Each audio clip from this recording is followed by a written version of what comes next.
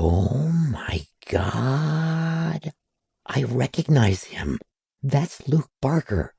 Word is that he was released from prison last week, but sightings have been scarce. Not that anyone could blame him for staying away since nobody got out the welcome wagon for the poor guy. The opposite, in fact. It would have made everybody feel a whole lot better if he'd just never come back. Then they wouldn't have to face how badly they treated him, and how everyone just forgot about him and left him to rot in that jail cell, only to find out he's not guilty after all. Which is pretty shitty when you think about it.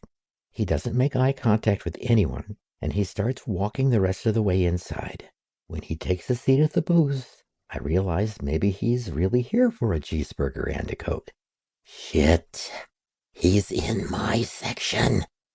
I shoot a pleading glance at Marion to cover me, but she shakes her head. Most days I expect her to say things like, "Kiss my grits," with the nicotine voice she's got.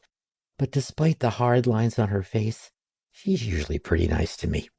I mouth the word, "please," but Marion shakes her head. Damn. I already suck at this job, but I'm not half scared to death. I can't imagine how many ways I can find to screw this up. Alphas make me so nervous. Luke Barker is 7 years older than my 20. I remember following his championship season when I was in middle school, and he was a senior. Every Omega or girl with a beating heart had a crush on Luke Barker. He was the quarterback, the prom king, the valedictorian. Basically, he was the kind of guy that nobody believes exists in real life. Perfect, handsome, smart, friendly, talented. They removed his picture from the trophy case at the high school when he was arrested. I just assumed he was guilty. Otherwise, it would have been unbearable to think about. Our hometown hero in prison for no reason. It would be easier to believe he'd gone rogue than to accept that life could be that unfair. Turns out, life really is that horrible. He was innocent the whole time. His sentence has been overturned, and he's a free man now. He should look a lot happier than he does. If I were him, I'd have settled someplace new, where they didn't used to know and supposedly love me and then turn their backs on me, where they wouldn't turn their eyes away in guilt at their own shame whenever I come near. But I don't have a family of my own anymore, and Luke does, which is probably what brought him back. He's got his dad, that farm. Both are a mess from what I hear, but at least it's something. Me, I've got a crappy room above Big Mac's garage out back, a job I'm no good at that makes less than nothing, and a family of me, myself, and I.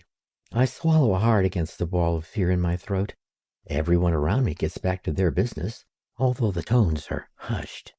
Miriam brings out a towel for my soaked customer, and I shuffle slowly to Luke's table. I pull the pad out of my pocket and the pen from behind my ear. "Welcome to Big Mac's," I say too loudly because my ears are ringing, and I'm probably going to throw up on him or faint dead away on the floor. "Oh, what can I get for you?" He studies me for what seems like a really long time. He's still handsome, but it's grittier now. My heartbeat fills my ears, which is better than the ringing, I guess. His stare is so intense, though. I can physically feel the testosterone emitting out of his gaze. He sniffs the air, scenting me. No way to hide Omegas and Alphas from each other. I break eye contact, but there's no safe place for my gaze to roam.